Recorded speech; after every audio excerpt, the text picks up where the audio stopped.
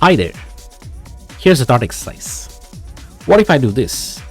Let's say that my $t is equal to local time. And I'll just print $t. Slash n. $t. STs. Followed by a slash n.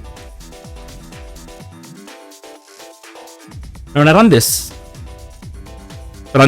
code by using Perl, I'll say Perl, you can see the output.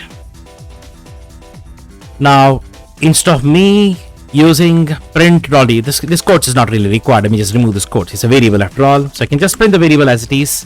It's going to work, right? So you can see it prints the time in a human readable format. Thursday, October 6th, 8:15 p.m. time I'm recording this entire session. By the way, if at all I put it this way, how about saying print local time right here followed by a slash n. Try running this now.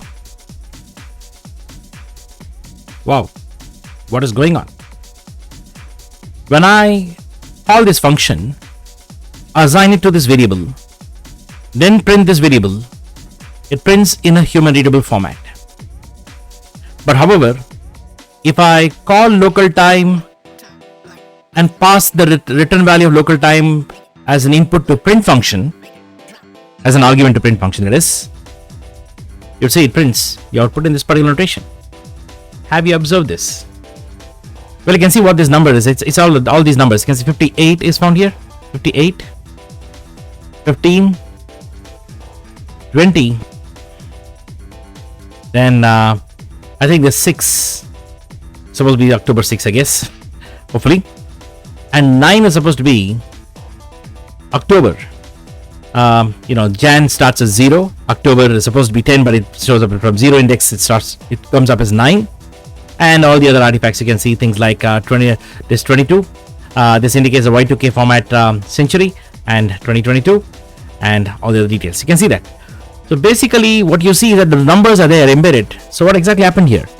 Well, here's what you should know about one of the interesting peculiarities in Perl which got me stumped when I was learning Perl in the early days. The list context versus scalar context. I'm going to fix this. If I try this instead, if I say print local time dot slash n, now everything works in order. You can see that. Wow. A simple comma versus dot fixed the issue. There's a joke about Perl. They say Perl programmers are not called programmers, they're called wizards, magicians. Their fingers run magic. A small comma and a dot will make a world of difference, right? What's going on in this particular code?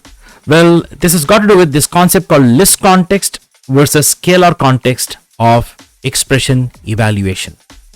Now, here's what happens in Perl. Whenever you have a right-hand side expression, any right-hand side expression in a typical assignment or any expressions in general could be evaluated in the context of a list or in a context of a scalar. So it's like telling local time function, please give me a list of elements.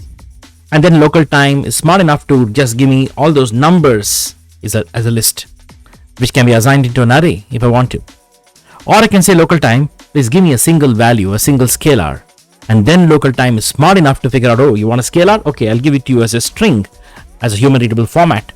So many functions, many expressions in Perl work differently when invoked with an assumption that they had to return a list, or if you say I want not a list, I don't want an array, I want a scalar, they work differently. Now in this case, to elaborate this better, if not, let's say I'll just put some print and a hyphen x40. There's just a separator. I guess you know what it does. The x is a string repetition operator, so it's just I want to add a separate line separator here when I want to run this code. Yeah, you get this line.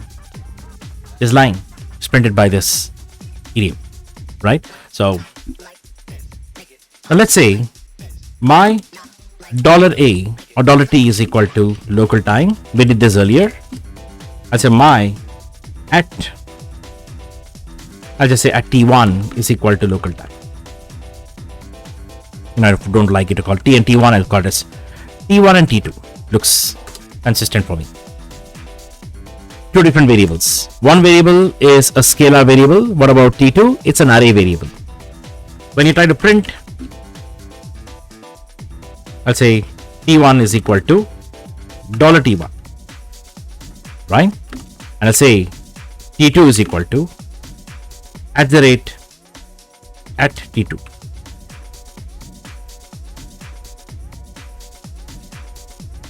And when you run this, you can see what happened. When local time is getting invoked, because the left hand side is an array, this particular expression is always evaluated in list context. So as a list, the local time will basically return individual elements. You can see them: seconds, minutes, hour, and this day, month, where the month starts from 0 index. Okay, so 0 is January, 1 is February, 2 is March. When you start counting that way, I think 9 happens to be October. The 10th month is index 9. And this is the Y2K compliant year, which is the year 2022, right? And then I guess this has got to do with timestamp and so on. We can just look it up. I don't use this, so difficult for me to remember. I think one of them could be week in a month. I'm not sure. No, I don't think it's week in a month. Let's just find out. If you want to see, if you want to check that, say Perl doc -f, local time. I did not install Perl doc. Sorry, I'm an Ubuntu, so I guess you need to install Perl doc package.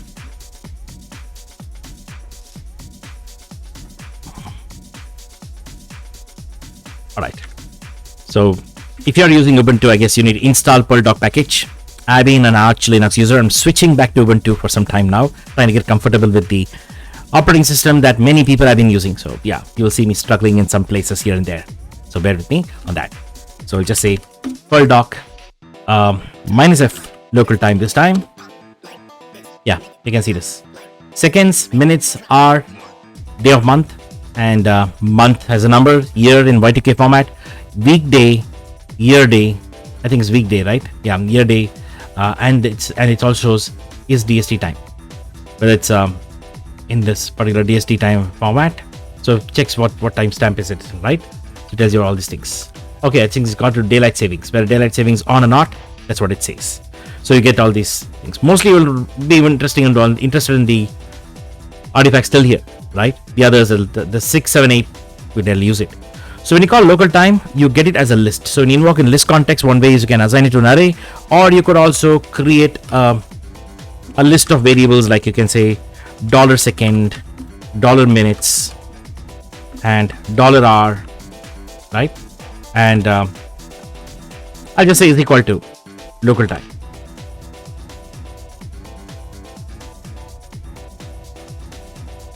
Copy this, put this below. I can say print seconds is equal to $seconds, minutes is equal to $minutes, hours is equal to $hours.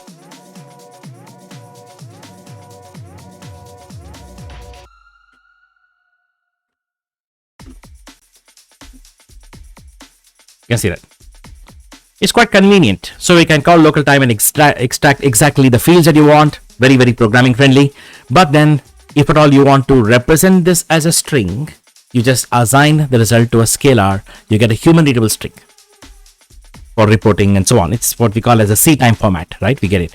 So in many other languages, there are separate functions. I remember if I used Python, there is a local time function, and there's a C time function as two distinct functions. But here, the same function works in two different ways. Many functions work like this. They work differently in scalar context. They work differently in list context. Let me give you another example. The same lines. It's a very common problem that people will encounter if you're new to Perl. If I just say my at ARR is equal to John Sam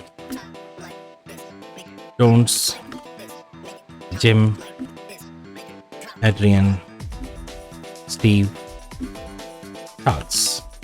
I just pick some randomly chosen names and assigning them to an array represented by the variable at ARR. So I say print ARR is equal to at ARR, right? If you want to reverse an array, you use reverse function, am I right? Let's try this. I can just say reverse of ARR is equal to reverse of at ARR. Let me try running this.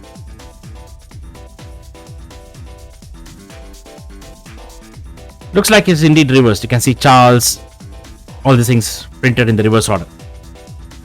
Yeah, by the way, you can see that when you say reverse of at ARR over here, it's basically trying to print reverse order by default because it's not in this result is not in quotes. You don't see any space separation like you see before. So if I store this in a separate array and print it, it works differently. But reverse is a dual function. It can reverse an array when invoked in list context. It will reverse a string when invoked in scalar context. The same reverse function works for reversing an array or reversing a string. So I could actually have said this. I could say print. I could say I could have said my at result is equal to reverse of at ARR, and when you try to print result in here, directly I can put it in quotes. This way, by default, it'll all be space separated.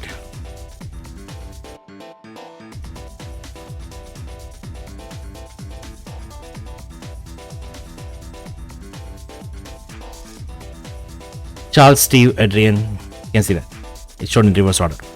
But try the same thing with a string. I can say my dollar player is equal to John Doe. Then I'll say my dollar result is equal to reverse of dollar player. See, I'm using the same function, the reverse function.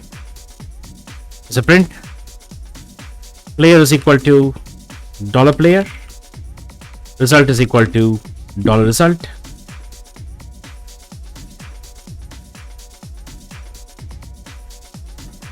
And you can see the result. Player is John Doe, result is in reverse order.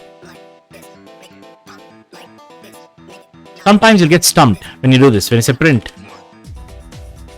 reverse of dollar player equals comma, it's a reverse of dollar player. So reverse of dollar player should have reversed the player, am I right? Well, if you look at the outcome, it'll surprise you. Reverse of John Doe is John Doe. It's not reversed. Here when I say reverse of dollar player, it worked, but when I add this as a part of a function call, it's not working. I'll tell you why. When you're passing arguments to a function are passed as a list. Do you see comma separated values there? Reverse of player is equal to comma, reverse of dollar player, comma, and then a slash here. So comma separated entities represent a list in Perl. So in this case, this reverse function was invoked in list context. It's like telling the reverse function, whatever you give me will be a part of a list, so it will be evaluated in list context. If you want to tell reverse function to be evaluated in scalar context explicitly, one trick in this case would be interesting weird hack, concatenation. This dot is a string concatenation operator. It expects both operands to be scalars. If they are not scalars, he'll ask that expression, the operand, give me a value as a scalar. So which means that reverse is evaluated in scalar context, /n is already in scalar format. So this is one of the ways to force in scalar representation. So you can see the result of this. The outcome is different. You can see. Sometimes it's very common to see this explicit expression like scalar of reverse of player. Oftentimes you might want to pass an argument to a function which involves evaluating some expression and its result. You don't want to concatenate something there. So you just want to explicitly evaluate in scalar context. You can use scalar of expression. It's like calling the expression and telling the expression, I want a scalar. So reverse will work likewise, reversing a scalar rather than reversing a list, right? So you'll find this kind of duality in every expressions in here, in Perl. I'll show you another example. For example, it's got to do with arrays itself. Have you ever observed this? If I say my at ARR is equal to, let's say 10, 20, 30, 40, 50. How do you find out the length of an array? Well, if you think you should be using the length function, you're wrong. The length function will not work. The length function is used to find out the length of a scalar. So it'll tell you how many characters are there in a string, or it'll tell you how many digits are there in a number. It's a scalar function. It'll only work on scalar. So the length does not have a duality principle. That's a sad thing about Perl. Not everything is 100% consistent. You got to live with that. It's like English, spoken English language, right? So nothing is consistent here. How you pronounce every word will vary a bit. Though they spell differently, they're pronounced differently. Yeah, it's the same way with Perl. Consistency is something that you don't look for. It's all about practicality here. So if at all you want to, let's say, get the length of an array, here's what you do. You say my $len is equal to at ARR. When you assign an array to a scalar, what you end up doing is getting the length of the array. Try to print the length now.